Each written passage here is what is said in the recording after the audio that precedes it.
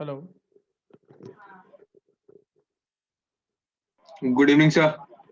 Good evening. चल तो start करें क्लास आज की। Yes sir. कल की क्लास तुमने ज्वाइन नहीं करी थी? सर वो अंकल वहाँ पे टीडी गए हुए हैं बाहर थोड़ा सा, तो उनके पास मोबाइल था जिसमें आपने लिंक भेजी थी, तो अच्छा, उन्होंने ली ली, तो इसलिए मैं ठीक है। ठीक है, अगर ऐसा कुछ हो तो कि फ़ोन जो सा तुमने दिया है फ़ोन नंबर उस पे लिंक जाती है और वो कहीं बाहर जाता है वो फ़ोन नंबर कभी-कभार, तो तुम बता दो, प्रायर इन्फॉर्मेशन दे दो, दूसरे नंबर पे लिंक भेज देंगे। Okay sir. ठीक है, तो स्टार्ट करते हैं। लास्ट टाइम पे हम लोगों ने ये देख लिया था कि एनोड रेज़, कैथोड रेज़ के बारे में। आज उससे आगे स्टार्ट करते हैं। Thomson model of atom, Rutherford model of atom, इन चीज़ों के बारे में थोड़ा-सा आज पढ़ेंगे। तो ओके सर। फिजिक्स की क्लास तो कल निकल गई है ना वो? फिज़िक्स की क्लास हाँ, कल स्किप हो गई है। तुमने जॉइन नहीं किया था। Okay sir. तो फिज़िक्स की अब ओके। कल मैथ की रहेगी, फिर परसों फिज़िक्स की। Okay sir. ठीक है, तो स्टार्ट करते हैं। अब लास्ट टर्न पे हमने अब यहाँ तक हम लोगों ने देख लिया था कि क्या एनोड रेज़ और कैथोड रेज़ किस तरीके से इन दोनों रेज़ की मदद से प्रोटॉन और इलेक्ट्रॉन की डिस्कवरी हुई थी। और किस तरीके से इनकी डिस्कवरी के बाद हमें ये समझ में आया था कि एटम्स इंडिविजिबल नहीं होते हैं, एटम्स को डिवाइड किया जा सकता है। जो हमारे पहले कुछ इफ़ेक्ट्स थे जो हमने देखा था, जैसे कि एक कॉम्ब किसी कुछ बिट्स ऑफ पेपर को अपनी तरफ अट्रैक्ट करता है। तो उसका मतलब ये था कि कुछ एटम के अंदर पार्टिकल्स होने चाहिए, तभी अट्रैक्ट कर पा रहा है, क्योंकि एटम तो न्यूट्रल होता है। तो फिर ऐसा क्यों हो रहा है कि एटम अट्रैक्ट कर रहा है, एटम जिस चीज़ से बना है कॉम्ब एटम से। तो उन चीज़ों को समझने के लिए एनोड रे एक्सपेरिमेंट, कैथोड रे एक्सपेरिमेंट हुए थे और उनके थ्रू पता चल गया कि हाँ भाई, जो ऑब्जर्वेशन था उसके बेसिस पे हम लोगों ने माना था कि एटम डिविजिबल होता है, वो ऐसा है। कैथोड और एनोड एक्सपेरिमेंट ने ये शो किया और फिर डिस्कवरी हुई कि पार्टिकल्स जो अंदर के हैं वो प्रोटॉन इलेक्ट्रॉन थे। अभी उसके बाद जो है हमें अब हमारा काम क्या है कि एक और उसी तरीके का फिनोमेना था, radioactivity. Radioactivity visible है? Yes sir. अच्छा, बहुत लाइट तो नहीं है? नो सर, सही है। ठीक है, ठीक है। तो रेडियो एक्टिविटी, अब रेडियो एक्टिविटी के बारे में हमने जैसे पहले देखा कि 2 अब तक हम लोगों ने कैथोड रे और एनोड रे देखा था और उनके बेसिस पे ये प्रेडिक्ट किया गया कि भाई एटम्स जो है डिविजिबल हैं। एटम्स ऐसा नहीं कि इंडिविजिबल हैं और उनके अंदर पार्टिकल्स हैं। रेडियो एक्टिविटी भी एक ऐसा ही फिनोमेना था जिसने फर्दर एटम की डिविजिबिलिटी को शो किया और इंडिविजिबल नेचर पे सवाल खड़े किए। तो रेडियो एक्टिविटी क्या है कि रेडियो एक्टिविटी को हम लोग डिफाइन कर सकते हैं कि अ न्यूक्लियर फिनोमेना, इसको लिखते चलो ताकि रिकॉर्ड में हो जाए। तो a nuclear phenomena in which radioactivity is a nuclear phenomena in which unstable nuclei in which unstable nuclei of of radioactive substances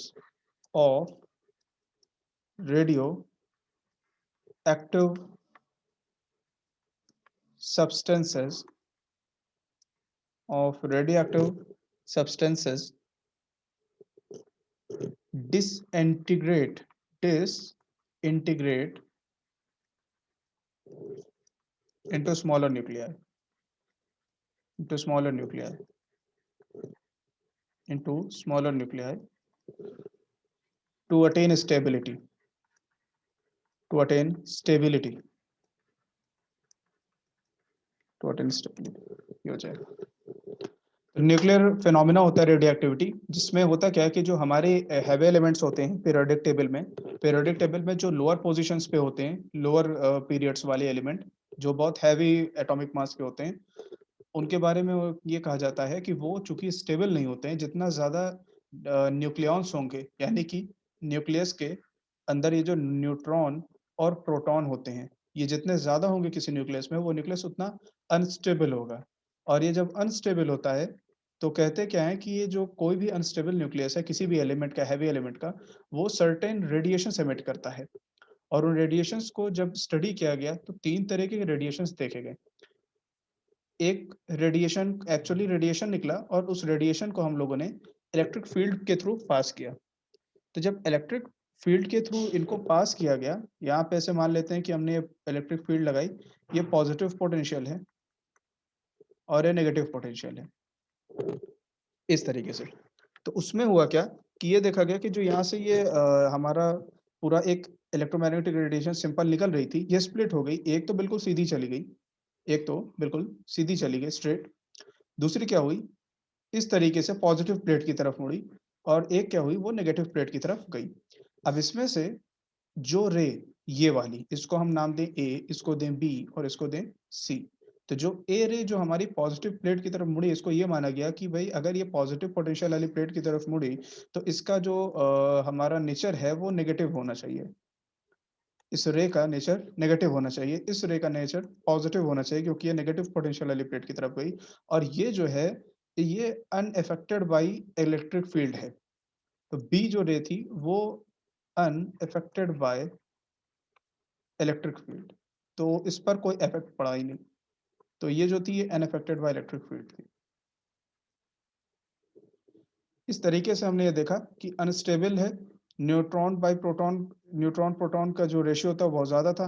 अब यहाँ पर क्या हुआ, उसकी वजह से न्यूक्लियस ने कुछ रेडिएशन एमिट किए, उन रेडिएशंस को इलेक्ट्रिक फील्ड के एप्लीकेशन से स्प्लिट किया गया। एक रे जो थी, एक पर्टिकुलर रेज कुछ हमारे पॉजिटिव पोटेंशियल वाली प्लेट की तरफ गई, कुछ पर्टिकुलर रेज हमारी नेगेटिव पोटेंशियल वाली प्लेट की तरफ गई और कुछ स्ट्रेट गई। उससे हमने इन्फरेंस निकाला, पॉजिटिव की तरफ जो रे जा रही है वो नेगेटिव नेचर की होना चाहिए, नेगेटिव प्लेट की तरफ जो जा रही है वो पॉजिटिव नेचर की होना चाहिए, और बी जो रे थी वो अनअफेक्टेड इलेक्ट्रिक फील्ड से बिल्कुल अलग अपना चुपचाप निकल गई। ये हम लोगों ने इसमें देखा। तो इसमें जब स्टडी किया गया तो पता ये चला कि ये जो रे ए थी, जिसमें ये समझा गया कि नेगेटिव पार्टिकल्स होंगे इस रे ए को कंस्टिट्यूट करने वाले, तो इनके बारे में कहा गया कि ये एक्चुअली बीटा पार्टिकल्स हैं। बीटा पार्टिकल्स से ये रे बन रही है। तो पहला आया एक बीटा पार्टिकल्स, बीटा या बीटा पार्टिकल या फिर बीटा रेस कहा गया, और इनके पार्टिकल्स के बारे में भी बात करेंगे कि इनके पार्टिकल्स क्या थे। जो रे सी थी, जो पॉजिटिव नेचर की थी और नेगेटिव प्लेट की तरफ गई थी, इसको कहा गया अल्फा रेस, अल्फा रेस। और ये जो थर्ड थी हमारी, जो अनडिफ्लेक्टेड थी, इसको gamma rays, alpha beta gamma rays, alpha rays beta rays gamma rays. Unaffected वाली थी ये गामा रेस, पॉजिटिव वाली थी ये अल्फा रेस, और ये ए वाली जो है ये थी हमारी बीटा रेस, जिसका नेगेटिव नेचर में था। अब इसके बारे में ये इतना कर लिया, लिख लिया। Yes sir. ठीक है।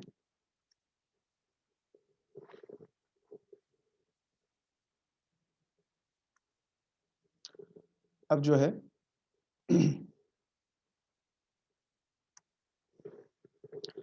तो इनका जो नेचर, ये जो पार्टिकल्स थे, तो इसमें हमने 3 रेस देखी। एक थी अल्फा रेस, दूसरी हमने बताया था बीटा रेस, और एक ये हमारी है gamma rays, alpha beta gamma. Alpha rays जो थी, इनके जो कॉन्स्टिट्यूएंट पार्टिकल्स थे, उनके बारे में कहा गया कि कॉन्स्टिट्यूएंट पार्टिकल्स।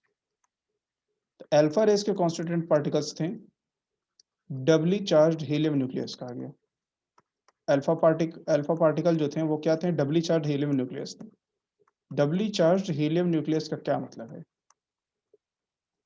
तुम बता सकते हो? डबली चार्ज्ड हीलियम न्यूक्लियस का क्या मतलब हुआ? सर जो न्यूक्लियस के ऊपर चार्ज है हीलियम के, वो उससे डबल है, ऐसा कुछ। हाँ, मतलब हीलियम एटम जो होता है एक्चुअली, अगर उसका स्ट्रक्चर देखा जाए तो हीलियम एटम में 2 इलेक्ट्रॉन होते हैं।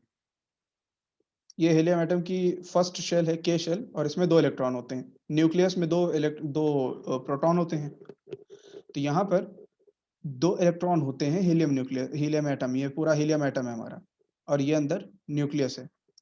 तो डबली चार्ज्ड हीलियम न्यूक्लियस का तभी होता है कि हीलियम न्यूक्लियस रहेगा और उस पर +2 चार्ज, यानी कि इसके ये जो 2 इलेक्ट्रॉन्स थे इसने लूज कर दिए ये दोनों इलेक्ट्रॉन्स। अब इस पर +2 का चार्ज आ गया।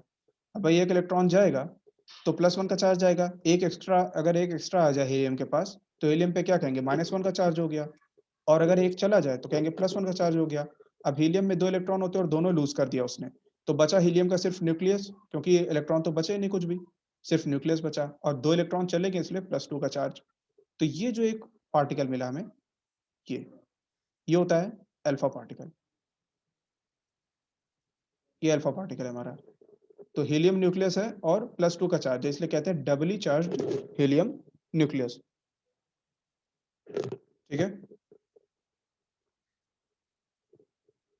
तो ये अल्फा रेज के हमारे पार्टिकल्स होते हैं, कॉन्स्टिट्यूएंट पार्टिकल्स। फिर बात आती है बीटा रेज के कॉन्स्टिट्यूएंट पार्टिकल कौन से होते हैं? ये हाई स्पीड इलेक्ट्रॉन्स होते हैं, हाई स्पीड इलेक्ट्रॉन्स। तो बीटा रेज के जो पार्टिकल होते हैं वो कुछ स्पेशल और नहीं बल्कि सिर्फ इलेक्ट्रॉन्स ही होते हैं हमारे। और गामा रेज क्या होती है? गामा रेज जो होती है हमारी, इनके कोई पार्टिकल नहीं होते क्योंकि ये वेव्स होती हैं। कौन सी? Electromagnetic waves. इलेक्ट्रोमैग्नेटिक वेव्स, ये वही वेव्स हैं, electromagnetic waves of very high frequency, of very high frequency। तो ये है हमारी गामा रेज। तो इलेक्ट्रोमैग्नेटिक वेव्स हमारी वही वेव हैं जो लाइट में होती हैं, जिनसे कंस्टिट्यूट करती है हमारी लाइट रे, जो हम जिसके थ्रू हमको विजिबिलिटी होती है, विबग्योर वाली स्पेक्ट्रम जो बनाती है, विबग्योर का स्पेक्ट्रम बनाती है। उसके अलावा रेडियो वेव्स, वो भी इलेक्ट्रोमैग्नेटिक वेव्स होती हैं। उसी तरीके से गामा रेज भी इलेक्ट्रोमैग्नेटिक वेव्स होती है। और हम लोगों ने पढ़ रखा है जूनियर क्लासेस में भी कि इलेक्ट्रोमैग्नेटिक वेव्स जो होती हैं वो बहुत ब्रॉड स्पेक्ट्रम में होती हैं, ranging from gamma rays which are of the shortest frequency, which are of the shortest wavelength and of highest frequency, to radio waves जिनकी लेंथ, जिनकी वेवलेंथ सबसे ज्यादा होती है और फ्रीक्वेंसी सबसे कम होती है।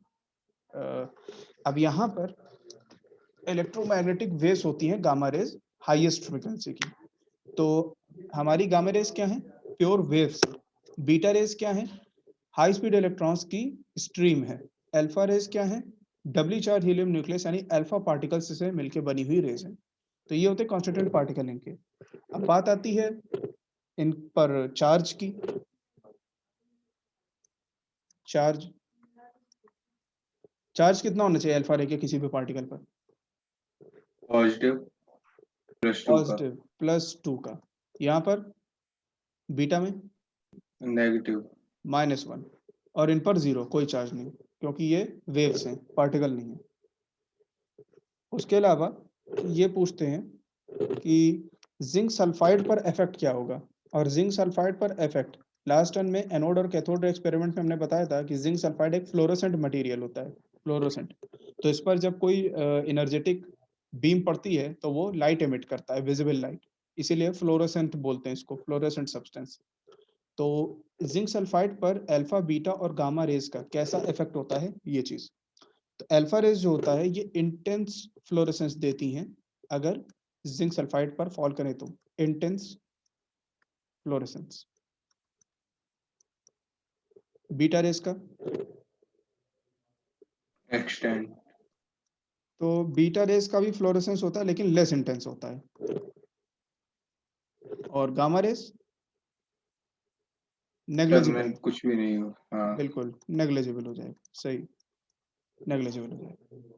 तो ये हो जाएगा चार्ज का इफेक्ट, फ्लोरेसेंस का केस। उसके अलावा हम लोग देख सकते हैं कि आयनाइजेशन का क्या इनका केस रहता है। आयनाइजेशन कितना करते हैं ये? अगर किसी गैस के थ्रू पास करें तो गैस के जो इलेक्ट्रॉन्स होते हैं, गैस एटम्स के, उनको नॉकआउट करने की इनके अंदर कितनी पावर होती है? क्योंकि जब इलेक्ट्रॉन्स एटम्स के नॉकआउट कर देगी कोई भी रे, किसी गैस के एटम्स के इलेक्ट्रॉन्स को जब बाहर कर देगी एनर्जी दे करके, तभी एटम्स आयनाइज्ड हो जाएंगे और गैस आयनाइज्ड कहलाएगी। तो आयनाइजेशन ऑफ गैस कौन C alpha, beta, gamma ray में से कौन सी रे किस तरीके से आयनाइजेशन करती, कितना करती, नहीं करती है, ये देखते हैं। तो जो अल्फा रेज होती हैं ये इनके ये आयनाइज कर देती हैं, आयनाइज दी गैसेस अल्फा रेज। और उसका रीजन हमने क्या बताया कि जो भी रे अच्छा एनर्जी दे के, अच्छी खासी एक गुड अमाउंट ऑफ एनर्जी दे करके इलेक्ट्रॉन को, एटम के अंदर जो इलेक्ट्रॉन होते हैं, आउटर शेल वाले इलेक्ट्रॉन्स, उनको एनर्जी दे करके एस्केप करने में मदद करेगी, वही आयनाइज कराएगी गैस को। और उसके लिए क्या ज़रूरी है कि रेस के पास खुद काइनेटिक एनर्जी होना चाहिए, और काइनेटिक एनर्जी हमें पता है कि मास पे डिपेंड करती है वेलोसिटी के साथ, और मास जो है हीलियम का यहाँ पे इलेक्ट्रॉन के मुकाबले ज़्यादा है। तो इसलिए ये जो है अच्छा खासा आयनाइजेशन कर सकती है गैस को अल्फा रेज। तो they ionize the gases due to high kinetic energy. Beta rays भी करेंगी, पर चूंकि इनकी काइनेटिक एनर्जी कम होगी क्योंकि मास इलेक्ट्रॉन का कम होता है, तो ये कम आयनाइजेशन करेंगी। तो ionization less ionization due to lower kinetic energy, due to lower kinetic energy. और गामा रेज नेग्लिजिबल आयनाइजेशन, करेंगे ही नहीं। Negligible ionization.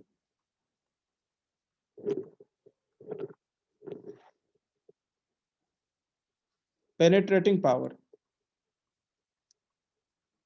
Penetrating power. तो पेनेट्रेटिंग पावर की बात अगर करें तो इनकी पेनेट्रेटिंग पावर अल्फा पार्टिकल्स की मिनिमम होती है,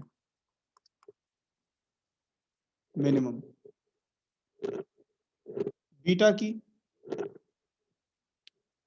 मोर than alpha particle 100 times, around 100 times ज़्यादा होती हैं, 100 times more than alpha particle, beta particle की। और गामा रेज की बहुत ज़्यादा मैक्सिमम। होती है, मैक्सिमम। तो एक जगह है जहाँ पे हमारी गामा रेज ने स्कोर किया अच्छा, और वो है पेनेट्रेटिंग पावर में। बाकी सब जगह तो टाइम टाइम फिसती, तो एक जगह आगे निकल गई है पेनेट्रेटिंग पावर के केस में, वहाँ पे इसकी मैक्सिमम है। उसका रीज़न ये है कि गामा रेज जो होती है वो वेव्स हैं, जबकि बीटा और अल्फा रेज जो है वो पार्टिकल्स की स्ट्रीम है, पार्टिकल्स से मिलकर बन रही है। और वेव्स जो होती हैं वो ज़्यादा पेनेट्रेटिंग पावर रखती हैं। अब यहाँ पर जो गामा रेज है हमारी, और ऊपर से गामा रेज जो है वो हाईएस्ट फ्रीक्वेंसी की वेव है। किसी भी इलेक्ट्रोमैग्नेटिक वेव में गामा रेज जो होती हैं वो हाईएस्ट फ्रीक्वेंसी की होती हैं, इनसे ज़्यादा फ्रीक्वेंसी की और कोई वेव एग्जिस्ट नहीं करती इलेक्ट्रोमैग्नेटिक स्पेक्ट्रम में फिलहाल। तो इसलिए हम ये मान सकते हैं कि जो गामा रेज हैं इनकी मैक्सिमम पेनेट्रेटिंग पावर होगी। और हाई स्पीड इलेक्ट्रॉन्स हैं बीटा रेज के कॉन्स्टिट्यूएंट पार्टिकल। तो चूंकि पार्टिकल हैं तो इनकी उस गामा रेज के कंपैरिजन में पेनेट्रेटिंग पावर होना मुश्किल है, पर अल्फा रेज से फिर भी ज़्यादा होती है। और अल्फा रेज के पार्टिकल चूंकि और बड़े होते हैं तो इस वजह से इनकी पेनेट्रेटिंग पावर कम होती है। तो ये तो हो गया रेडियो एक्टिविटी। रेडियो एक्टिविटी के बारे में थोड़ा सा एक ओवरव्यू ले लिया हम लोगों ने कि रेडियो एक्टिविटी इसलिए ओवरव्यू लिया क्योंकि हमने बताया कि जिस तरीके से कैथोड और एनोड रे से डिविजिबिलिटी ऑफ एटम के बारे में पता चला था, उसी तरीके से रेडियो एक्टिविटी ने भी ये शो किया कि एटम डिविजिबल है। क्योंकि एटम अगर डिविजिबल नहीं होता तो उस एटम के अंदर से ये positive alpha rays, negative beta rays और ये गामा रेज कहाँ से आ रही थी, अगर एटम डिविजिबल नहीं है तो। एटम डिविजिबल नहीं है तो उसके अंदर कुछ चीजें हैं तभी तो वो बाहर आ रही, कुछ अंदर होगा तभी बाहर आ रहा है। और अगर कुछ अंदर है तो उसका मतलब ये कि एटम डिविजिबल नहीं है।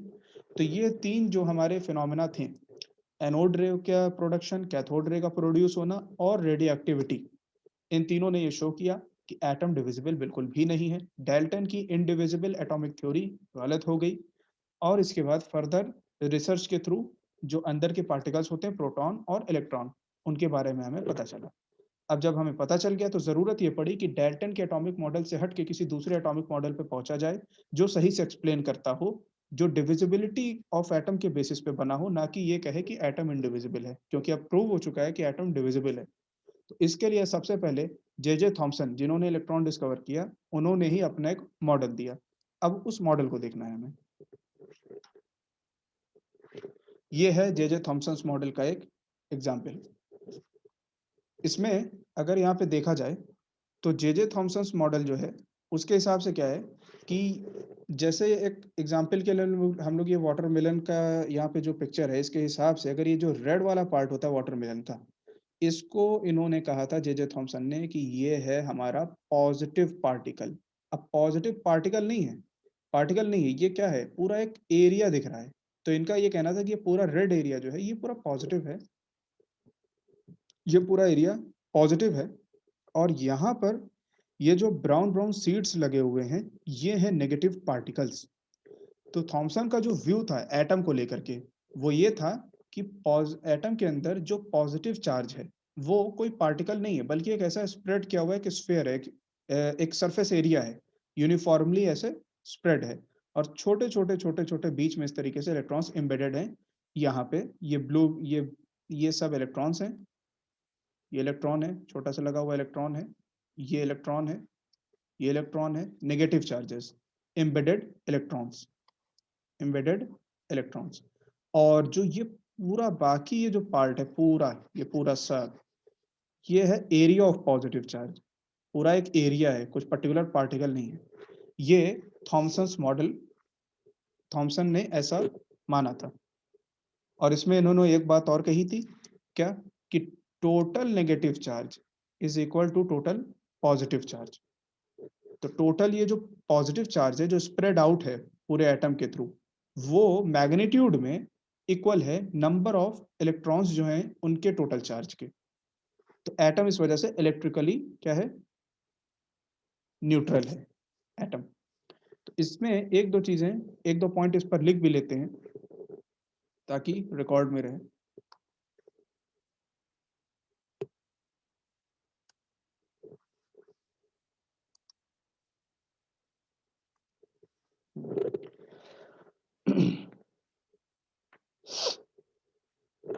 तो Thomson's model of atom, Thomson's model of atom,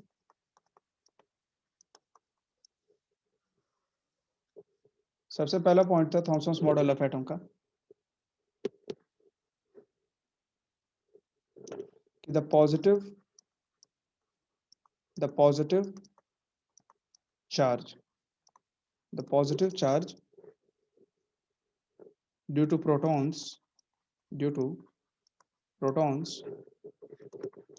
is spread is spread over a is spread over a over the entire surface of the sphere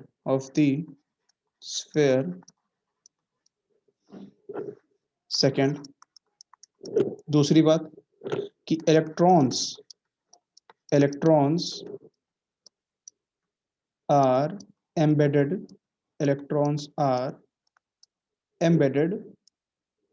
in this sphere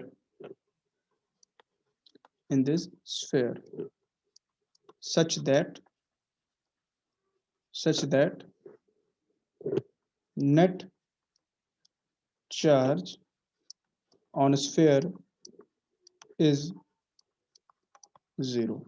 यानी कि एटम जो है वो neutral है, atom is electrically neutral.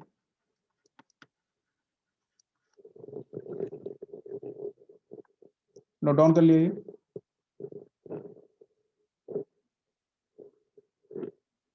Yes sir.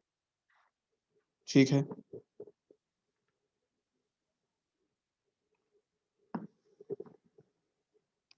लेकिन अब Thomson's model of atom जो ये है, जो अभी हम लोगों ने देखा कि यूनिफॉर्मली स्प्रेड रहेगा हमारा जो पॉजिटिव चार्ज है, पार्टिकल के तरीके कहीं कहीं अलग अलग प्रोटॉन जो है रहेंगे नहीं, पूरा का पूरा पूरे एरिया में स्प्रेड रहेगा यूनिफॉर्मली।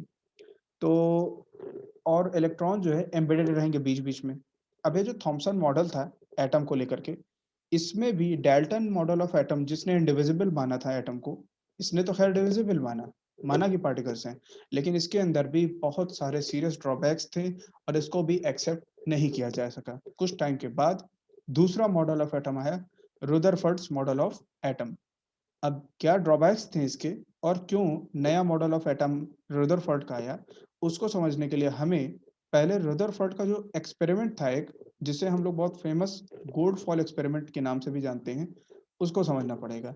उस एक्सपेरिमेंट में कुछ ऐसी चीज़ें निकली थी जिसके बाद ये समझ में आया था कि थॉमसन का जो मॉडल है, उसमें जो अजम्पशन किया गया है एटम को लेकर के कि एटम इस तरीके से होगा, ऐसे होगा, वो बहुत गलत है और वो बिल्कुल भी फिजिबल नहीं है।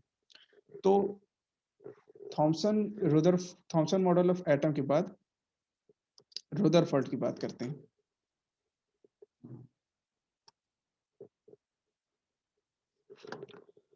तो रुदरफोर्ड के एक्सपेरिमेंट में क्या हुआ कि रुदरफोर्ड ने क्या कहा कि हम एक इन्होंने एक पार्टिकल सोर्स लिया और ये पार्टिकल सोर्स कैसा था, अभी अभी जो हम लोगों ने रेडियो एक्टिविटी पढ़ी, रेडियो एक्टिविटी, उसमें क्या देखा कि कोई भी रेडियो एक्टिव सोर्स कुछ रेज एमिट करता है, अल्फा बीटा और गामा रेज। यहाँ पे इन्होंने एक ऐसा सोर्स लिया, रेडियो एक्टिव सोर्स, जो अल्फा रेज एमिट करता था। तो ये जो पार्टिकल है हमारा, पार्टिकल सोर्स, यहाँ पे क्या है, यहाँ पे हमारे ये एक गामा अल्फा रेज का सोर्स है, ये पूरा ब्लॉक, पूरा ब्लॉक। और इधर क्या लिया, दूसरे साइड पर एक गोल्ड फॉइल ली, एक गोल्ड फॉइल ली। और ये गोल्ड फॉइल जो थी ये बहुत ही थिन थी। गोल्ड को लेने का रीजन ये था कि यहाँ पर एक थिन फॉइल को रखना था, और गोल्ड एक मेलेबल मटेरियल है। मेलेबल का मतलब जिस मटेरियल को प्रेशर अप्लाई करके उसकी थिकनेस बहुत कम की जा सके, मेलेबल हो और ब्रेक ना करे, इतना उसको उसकी थिकनेस इतनी कम कर दी जाए। बहुत थिन फॉइल चाहिए थी, इसलिए गोल्ड को लिया, क्योंकि गोल्ड अच्छा खासा मेलेबल होता है। और हम लोगों ने देखा भी कि गोल्ड और सिल्वर ऐसे मेटल्स हैं जिनको इतना पतला किया जाता है, इतना पतला किया जा सकता है प्रेशर के एप्लीकेशन से, इतनी पतली शीट्स में बनाया जा सकता है कि वो उंगली पे चिपकने लगती हैं। कभी स्वीट्स वगैरह में, डिशेस में देखा है कि जो सिल्वर की फॉइल होती है, जिसको चांदी का वर्क भी बोलते हैं, उसको यूज़ किया जाता है, तो वो उतनी पतली होती है। उसी तरीके से गोल्ड फॉइल भी होती है। तो एक गोल्ड फॉइल को लिया गया और एक तरफ अल्फा पार्टिकल का सोर्स था हमारा, जो अल्फा पार्टिकल्स को एमिट करेगा। उसके बाद इस तरीके से अल्फा पार्टिकल्स का बम्बार्डमेंट कराया गया हमारे गोल्ड फॉइल पर। अब यहाँ पर एक चीज़ को ध्यान से देखना है, कितने अल्फा पार्टिकल गोल्ड फॉइल के थ्रू पास कर रहे हैं? ज़्यादा पास कर रहे हैं कि कम पास कर रहे हैं? सर ज्यादातर पास कर रहे हैं। ज़्यादातर यहाँ पे दिख ही रहा है हमें कि ज़्यादातर अल्फा पार्टिकल पास कर रहे हैं। एक अल्फा पार्टिकल है हमारा जो कुछ एंगल से वो बाहर की तरफ गया।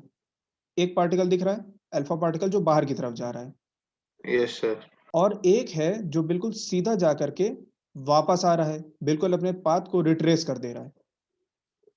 तो यस इस सर। तरीके से ये ऑब्जर्वेशन किया था रुदरफोर्ड ने, बिल्कुल एग्ज़ैक्ट ये ऑब्जर्वेशन हुआ था रुदरफोर्ड का कि ज़्यादातर जो अल्फा पार्टिकल्स थे वो गोल्ड फॉइल को पास कर गए थे। यहाँ पे एक चीज़ याद रखना है कि अल्फा पार्टिकल पॉज़िटिव पार्टिकल होते हैं।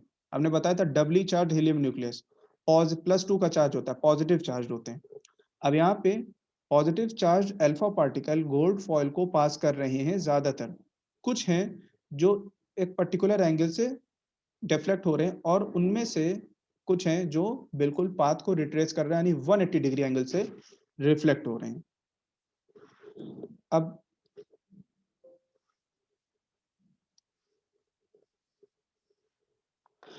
इसके बारे में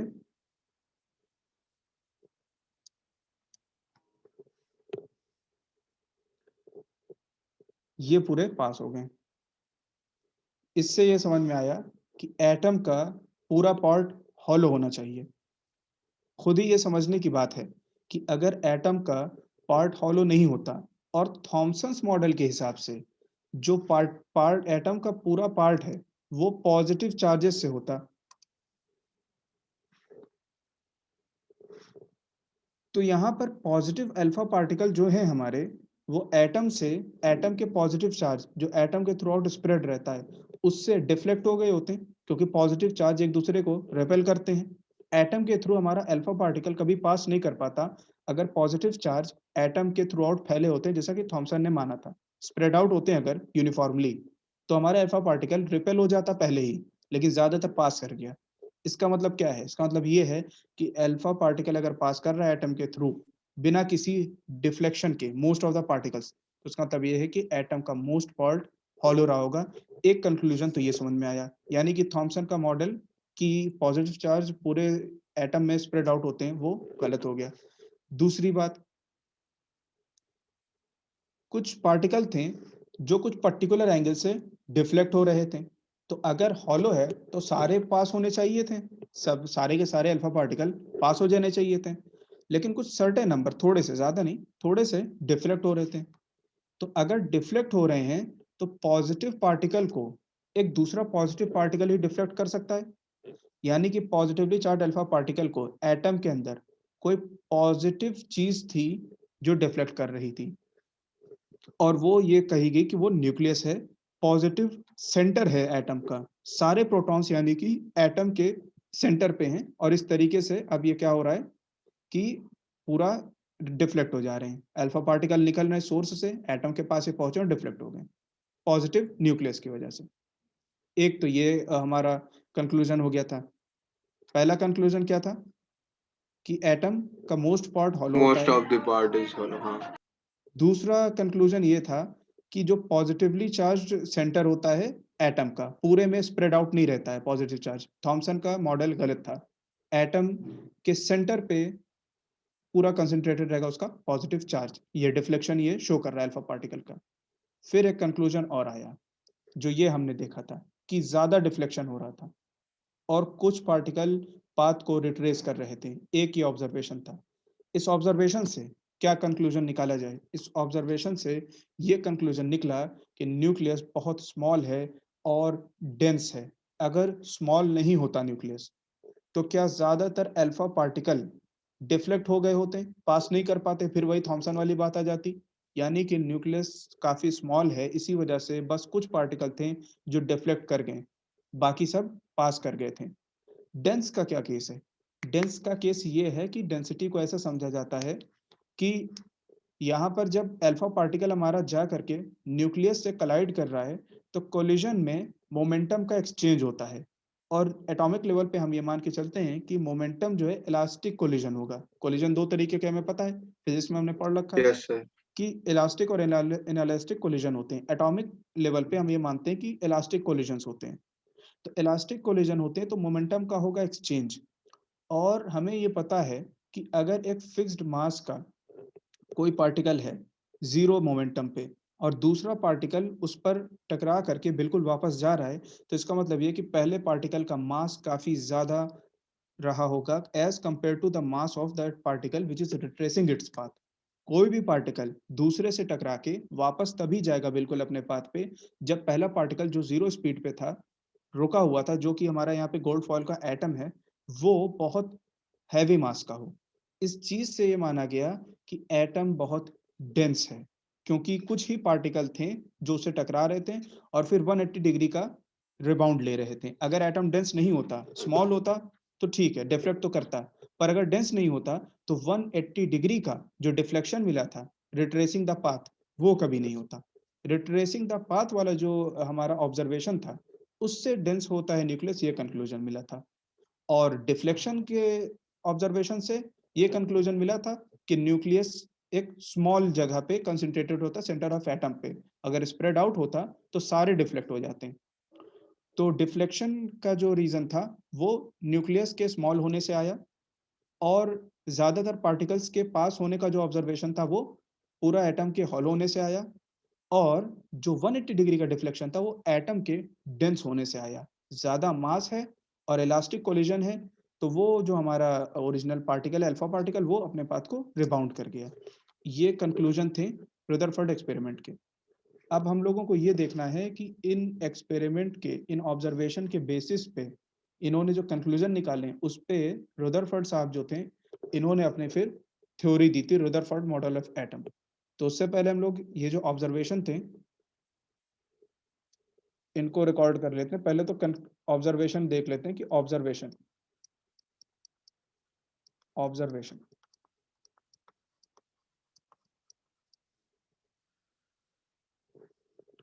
पहला ऑब्जर्वेशन क्या था? Most of the part of atom is hollow. नहीं, ये तो कंक्लूजन था, ये तो हमने समझा।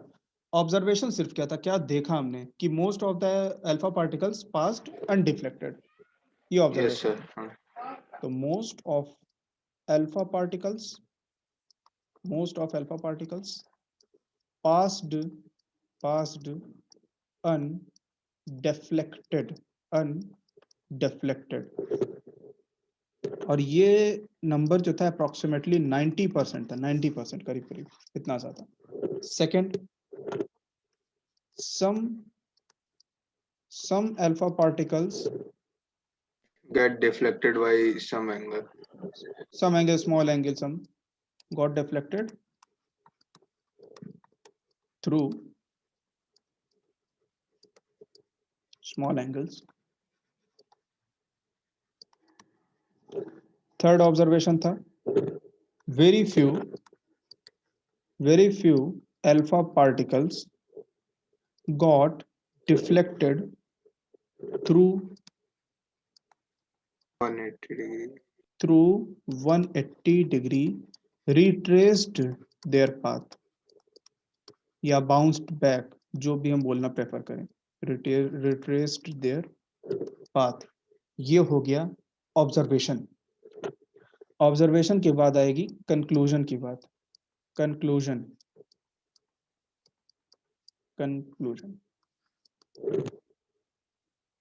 पहला क्या है conclusion? Most of the part of atom is hollow. hollow, most of the atom is hollow।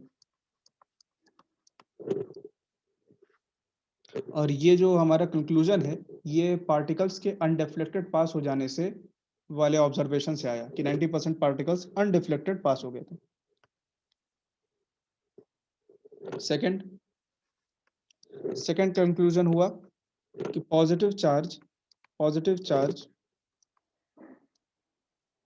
is concentrated, positive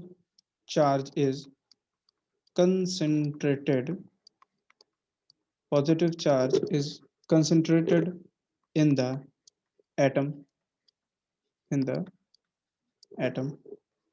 third conclusion हमारा हुआ nucleus is very small and dense. हाँ, तो अभी न्यूक्लियस का तो हमने यहाँ पे नाम नहीं लिया, तो या तो हम बता दें यहाँ पे कि positive charges concentrated in the atom at centre called nucleus,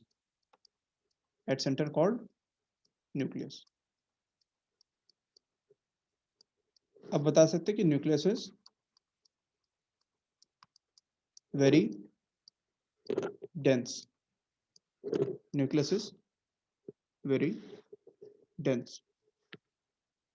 ये हो गया। Yes sir. तो ये हो गया हमारा ऑब्जर्वेशन और कंक्लूजन। तो जब हमारे पास इतना कंक्लूजन आ चुका है, तो अगर हम रदरफोर्ड हैं तो हम तो यही करेंगे कि एक्साइटमेंट में आ करके यूरेका तो नहीं चिल्लाएंगे आर्किमिडीज ने जैसे चिल्लाया था, लेकिन फिर भी अपनी जो थ्योरी है इसको प्रेजेंट करने की कोशिश करेंगे। और जिस तरीके से थॉमसन और डेल्टन की एटॉमिक थ्योरियाँ थी और थॉमसन की थ्योरी को हम गलत साबित कर रहे हैं यहाँ पे, तो हम भी चाहेंगे कि हमारी थ्योरी पुट हम फॉरवर्ड करें और उसको रिकॉग्निशन मिले। रदरफोर्ड ने एग्जैक्टली यही किया जो सब कर रहे थे, डाल्टन से लेकर थॉमसन तक इन्होंने भी अपनी थ्योरी पुट फॉरवर्ड करी बेस्ड ऑन दिस कंक्लूजन्स। इन्हीं कंक्लूजन के बेसिस पे इन्होंने अपनी थ्योरी रखी रदरफोर्ड ने, और वो जो थ्योरी थी उसको अब हम लोग देख लेते हैं। तो रदरफोर्ड्स मॉडल ऑफ एटम कुछ इस तरीके से था, और एटम का मोस्ट पार्ट हॉलो होता है, ये कंक्लूजन था, तो इन्होंने यहाँ पे मोस्ट पार्ट को हॉलो रखा है।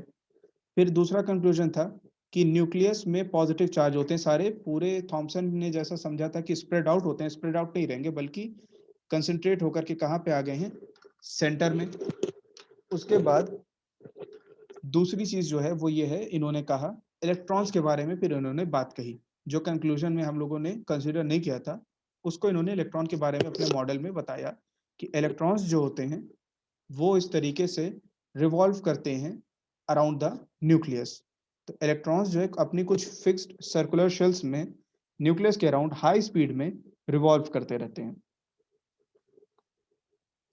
ऑर्बिट्स इनको बोलते हैं, सर्कुलर पाथ होती है, अलग अलग डिज़ाइन में अलग अलग तरीके से होती है, जो भी एटम के अंदर डिस्ट्रीब्यूशन हो शेल्स का उस हिसाब से ऑर्बिट्स होती हैं और उनमें इलेक्ट्रॉन्स न्यूक्लियस के अराउंड रिवॉल्व करते रहते हैं। रदरफोर्ड्स मॉडल ऑफ एटम कुछ इस तरीके से था। थॉमसन्स मॉडल ऑफ एटम में इलेक्ट्रॉन्स को क्या माना था कि इलेक्ट्रॉन स्टैटिक होते हैं, बिल्कुल अपनी जगह रुके रहते हैं, पर यहाँ क्या देख रहे हैं हम, रिवॉल्व करते हैं। तो ये भी एक बड़ा डिफरेंस हो गया हमारा रदरफोर्ड और थॉमसन्स मॉडल ऑफ एटम के बीच में। तो ये है रदरफोर्ड्स मॉडल ऑफ एटम, ये इन्होंने अपना मॉडल ऑफ एटम दिया था। तो अब जो है हम लोग थोड़ा सा इसको लिख लेते हैं, इनका जो मॉडल था उसको।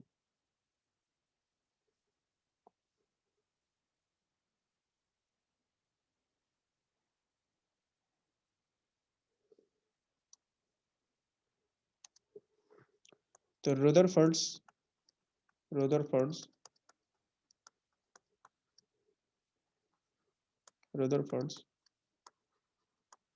Model of atom.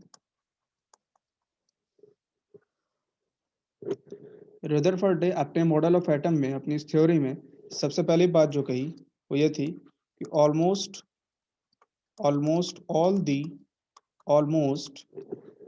all the mass and entire positive charge, almost all the mass and entire positive charge of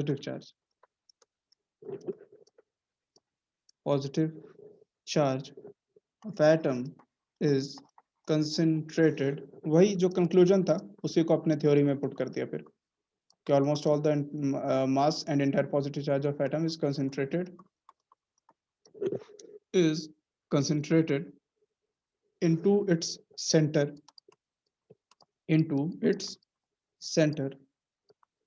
called nucleus,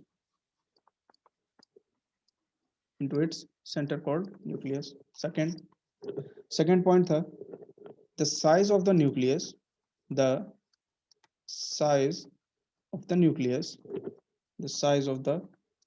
is extremely small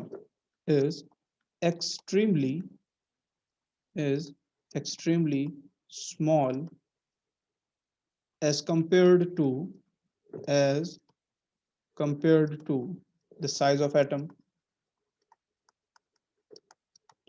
तो साइज की भी बात होगी न्यूक्लियस पे पॉजिटिव चार्ज और उसकी डेंसिटी यानी कि कंसंट्रेटेड होता पूरा मास, वो भी देख लिया। थर्ड क्या था इनका पॉइंट? थर्ड ये था कि इलेक्ट्रॉन्स अब इलेक्ट्रॉन्स के बारे में बताया कि इलेक्ट्रॉन्स किस तरीके से अरेंज रहते हैं। तो electrons move at high speeds around the nucleus in orbits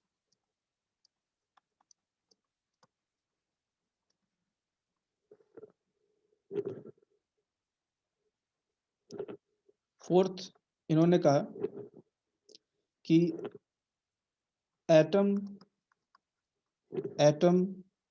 as a whole is electrically neutral। एक तो ये बात कही फिर इन्होंने। अब ये तो खैर जानी हुई बात है, तो थॉमसन ने भी कहा था कि एटम जो है इलेक्ट्रिकली न्यूट्रल होता है। और फिर लास्ट पॉइंट ये था कि nuclei of atoms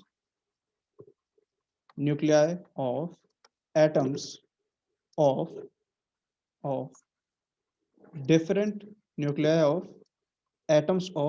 different elements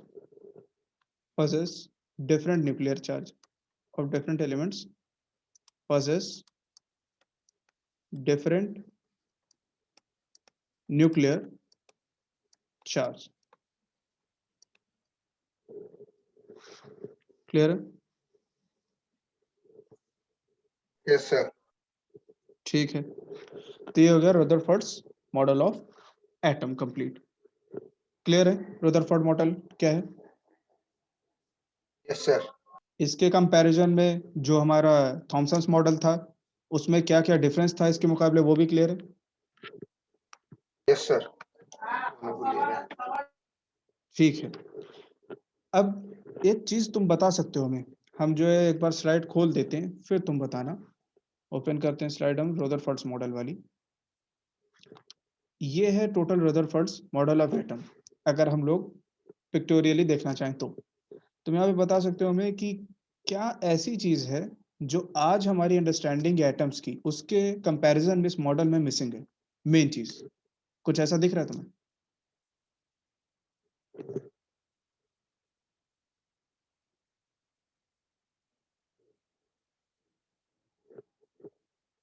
कुछ दिमाग में आ रहा है, कुछ बता सकते हो?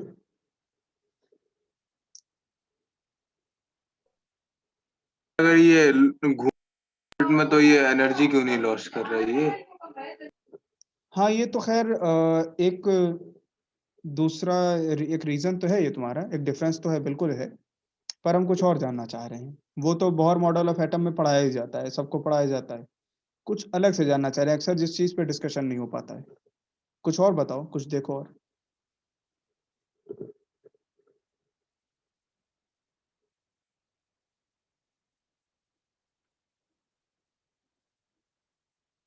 सर पता नहीं। एटम में कितने पार्टिकल्स होते हैं? अभी तक हमारी जो समझ है उसके हिसाब से बेसिक लेवल की, बहुत हाई लेवल पे नहीं। सर 3। कौन-कौन से? सर न्यूट्रॉन, प्रोटॉन और इलेक्ट्रॉन। न्यूट्रॉन कहाँ है यहाँ? न्यूट्रॉन तो न्यूक्लियस में है। पर रदरफोर्ड मॉडल में ऐसा कहीं हमने लिखवाया कि रदरफोर्ड ने ऐसा नो कुछ कहा सर। था? इसका नो मतलब सर। ये है कि रदरफोर्ड मॉडल में न्यूट्रॉन को कंसीडर नहीं किया गया था।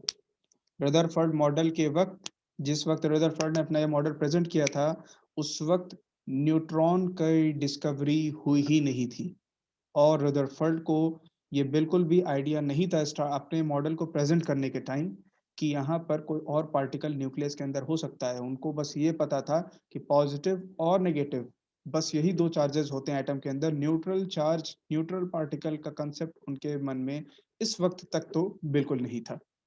तो यहाँ पर जो एक चीज़ दिख रही है इस मॉडल ऑफ एटम में, वो सबसे बड़ा एक डिफरेंस है बाकी अब जो प्रेज़ेंट मॉडल ऑफ एटम है उनके कंपैरिज़न में, कि यहाँ पर न्यूट्रॉन के प्लेस का कोई कांसेप्ट नहीं है। क्लियर है? Yes sir. अब जब हम लोगों ने देख लिया तो अब न्यूट्रॉन पे चलते हैं, क्योंकि प्रोटॉन और इलेक्ट्रॉन ये दोनों ही चीज़ें हम लोग देख चुके हैं। तो न्यूट्रॉन,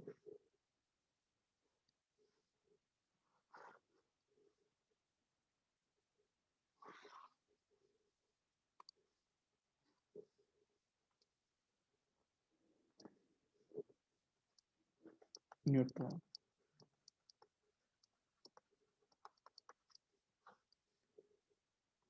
न्यूट्रॉन को लेकर के कांसेप्ट आया कहाँ से? Neutron, Rutherford model of atom के वक़्त तक हमने देखा कि न्यूट्रॉन का कोई कांसेप्ट नहीं था, उसके बाद आया। उसके बाद ऐसे आया कि खुद रदरफोर्ड को अपना मॉडल ऑफ एटम प्रेज़ेंट करने के बाद, जब उन लोगों ने एटॉमिक मासेस पढ़े, एलिमेंट्स के एटॉमिक मासेस की स्टडी करी, तो ये पाया कि चूँकि प्रोटॉन्स का जो मास होता है, प्रोटॉन का जो मास होता है, वो हमें पता है कि 1837 टाइम्स होता है इलेक्ट्रॉन के मास के। ये अभी हम लोगों ने जब प्रोटॉन इलेक्ट्रॉन का मास के बारे में लिखा था, तो वहाँ हम लोगों ने देखा था, प्रोटॉन का मास काफ़ी ज़्यादा होता है इलेक्ट्रॉन के मास से। तो होना ये चाहिए था कि जो टोटल एटम का मास है, इस एटम का, वो इस न्यूक्लियस में मौजूद प्रोटॉन्स की वज़ह से होना चाहिए था, only due to mass of protons, क्योंकि इलेक्ट्रॉन के मास नेग्लिजिबल होते हैं, only due to mass of protons. तो जितना मास ऑफ प्रोटॉन था, उतना एटॉमिक मास होना चाहिए था। पर स्टडीज़ में ये पाया गया कि एटॉमिक मास जो था, एटॉमिक मास वो ग्रेटर था मास ऑफ प्रोटॉन्स से। टोटल जितने भी प्रोटॉन्स थे, उनके मास से काफ़ी ज़्यादा एटॉमिक मास मिल रहा था, बराबर। सारे एलिमेंट्स के लिए यही कहानी हुई। तो उसमें ये हुआ कि अगर सिर्फ़ 2 ही पार्टिकल्स हैं, तो ये एक्स्ट्रा मास आ कहाँ से रहा है? क्योंकि इलेक्ट्रॉन का मास नेग्लिजिबल है, प्रोटॉन के मास को कंसीडर कर लिया, उसके बाद भी एटॉमिक मास ज़्यादा आ रहा है। तो ये समझ में आया कि फिर इसका मतलब ये है कि कुछ और पार्टिकल अंदर होने चाहिए। कुछ और पार्टिकल तो अंदर होने चाहिए, तभी इसका मास एटम का मास ऑफ प्रोटॉन से ज्यादा हो रहा है, और वो पार्टिकल्स चार्ज नहीं होंगे, क्योंकि अगर वो पार्टिकल्स चार्ज हुए तो यहाँ पे जो इलेक्ट्रॉन और प्रोटॉन इन दोनों के बीच में ये जो इक्वालिटी थी ये डिस्टर्ब हो जाएगी, पॉजिटिव इलेक्ट्रॉन्स और नेगेटिव, पॉजिटिव प्रोटॉन्स और नेगेटिव इलेक्ट्रॉन्स के बीच में। अगर वो पार्टिकल भी चार्ज हुआ तो या तो नेगेटिव चार्ज बढ़ेगा या पॉजिटिव चार्ज बढ़ेगा। तो इससे एक चीज और इन्फेरेंस निकाला कि ये जो पार्टिकल है जो भी है हमारा, इसका एक अच्छा खासा मास है जस्ट लाइक प्रोटॉन्स, और इसका कोई भी चार्ज नहीं है, क्योंकि अगर उसका चार्ज होगा तो वो मास ही नहीं बढ़ाएगा एटम का, बल्कि चार्जेस का ये जो बैलेंस है इसको भी डिस्टर्ब कर देगा, जबकि ऐसा नहीं रहता, एटम न्यूट्रल रहता है। तो यहाँ से जो हमारे रदरफोर्ड साहब थे, इन्होंने अराउंड 1920 में, इन 1920 Rutherford Rutherford predicted that a kind of neutral particle that a kind of neutral particle that a kind of neutral particle with mass equal to that of proton, with mass equal to that of proton, must be present in the atom, must be present in the atom. इन्होंने ये predict किया, पर problem ये थी कि discovery नहीं हुई नहीं, रदरफोर्ड के टाइम पे तो नहीं हुई। तो रदरफोर्ड ने लेकिन प्रेडिक्ट किया था, ऐसा लगा था उनको, पर डिस्कवरी नहीं हुई थी। तो जिस चीज की डिस्कवरी नहीं, जिसका कोई एक्सपेरिमेंटल प्रूफ नहीं, तो उसको हम लोग बस एक कंक्लूजन के तौर पे कुछ चीजों का मान लेते हैं, पर उसका कोई एग्जिस्टेंस प्रूव नहीं होता है। तो अभी यहाँ पे डिस्कवरी नहीं हुई थी, रदरफोर्ड ने ऐसा प्रेडिक्ट किया था। फिर 1932 में डिस्कवरी हुई जा करके, 1932 में फाइनली जेम्स चैडविक ने अपने एक्सपेरिमेंट में न्यूट्रॉन की डिस्कवरी करी। James Chadwick discovered neutron. James Chadwick discovered neutron. और इसमें इन्होंने बेरिलियम की फॉइल थी, थिन फॉइल, बेरिलियम जो एलिमेंट होता है उसकी एक थिन फॉइल थी, उस पर अल्फा पार्टिकल का बम्बार्टमेंट करा रहे थे, कि एक्सपेरिमेंट था उनका, उसमें वो करा रहे थे अल्फा पार्टिकल का बम्बार्टमेंट बेरिलियम की थिन फॉइल पर। उसमें उन्होंने एक्सपेरिमेंट के ऑब्जर्वेशंस के बेसिस पे न्यूट्रॉन की डिस्कवरी करी थी। तो ये हो गया यहाँ पे न्यूट्रॉन की डिस्कवरी। इसके हम लोग प्रॉपर्टीज लिख लेते हैं न्यूट्रॉन की अब।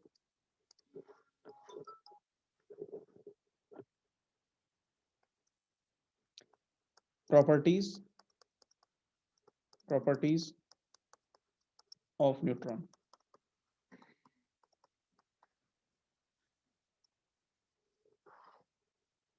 Properties of neutron. पहली, neutrons are, as the name suggests, electrically neutral particle. Neutrons are electrically neutral particles.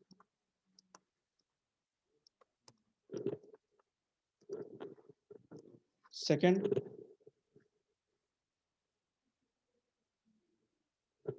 mass of a neutron is slightly greater than that of proton. Is slightly greater than that of proton. And is 1.675 into 10 to the power minus 24 gram, near about इतना होता है, और proton के मास से थोड़ा सा ज्यादा होता है, ज्यादा बहुत ज्यादा नहीं, हल्का सा।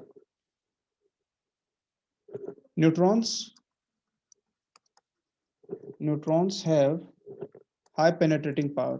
Neutrons have high penetrating power. Neutrons have high penetrating power.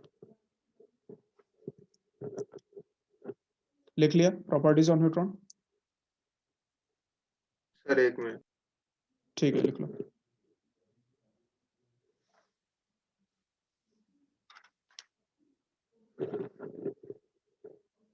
Sir हो गया। ठीक है। तो हम लोगों ने आज Rutherford model of atom complete कर लिया है। न्यूट्रॉन के बारे में थोड़ा सा देख ले, थॉमसन मॉडल ऑफ एटम। अब हम लोगों को ये करना है कि हम लोग यहाँ तक आज की क्लास रखेंगे, टाइम हो गया है। और अब हम लोग नेक्स्ट टर्न पे बोहर्स मॉडल ऑफ एटम और एटॉमिक स्पेक्ट्रा और फिर क्वांटम ऑर्बिटल्स को स्टडी करके ये चैप्टर अपना कंप्लीट करेंगे नेक्स्ट टर्न पे, ठीक है। आज यहीं तक रखते हैं हम लोग। इसको तुम पूरा देखो, समझो, और नेक्स्ट टर्न पे हम लोग इसके फर्दर करेंगे फिर, ओके सर। ठीक है। और बाकी कोई क्वेश्चन कुछ पूछना चाहते हो तो, कोई अभी तक जो पढ़े उसमें कोई प्रॉब्लम हो कहीं पे तो? नहीं, अभी तक तो नहीं है। अच्छा, ठीक है। तो नेक्स्ट टर्न पे हम लोग इस चैप्टर को कंप्लीट करने की कोशिश करेंगे और इसके आगे बोह्रस मॉडल ऑफ एटम पढ़ेंगे। रदरफोर्ड में क्या ड्रॉबैक था वो नेक्स्ट टर्न पे हम लोग पढ़ेंगे, और फिर Bohr's model of atom, atomic spectra, उन चीज़ों को पढ़ेंगे, ठीक है। Okay sir. ठीक है, लीव कर सकते हो तुम।